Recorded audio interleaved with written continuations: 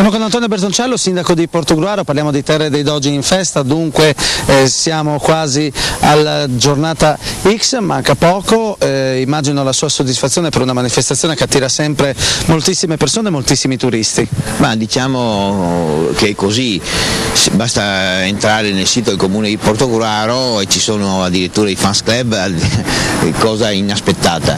Però tornando a Terre dei Dogi ormai è un'iniziativa importante che serve per valorizzare i prodotti locali, far conoscere Portogruaro, utilizzare anche questa manifestazione per creare cultura.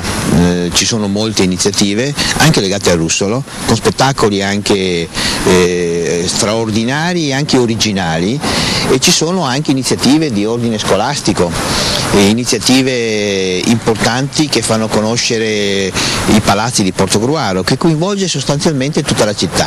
Credo anche che ormai è un po' consolidato questo modo di aprire l'iniziativa Terre dei Dogi con un'inaugurazione importante. Quest'anno Terre dei Dogi si apre con l'inaugurazione del ponte di collegamento tra piazza dove c'è Villa Martinelli e piazza Dogana. Ecco, quando si svolgerà questa inaugurazione? Venerdì alle ore 18:30. E segnerà l'inizio della manifestazione Terre dei Dogi? Esatto, ci sarà l'inaugurazione ufficiale, poi il corteo con l'apertura del portone della porta di San Giovanni e poi tutte le iniziative a seguire.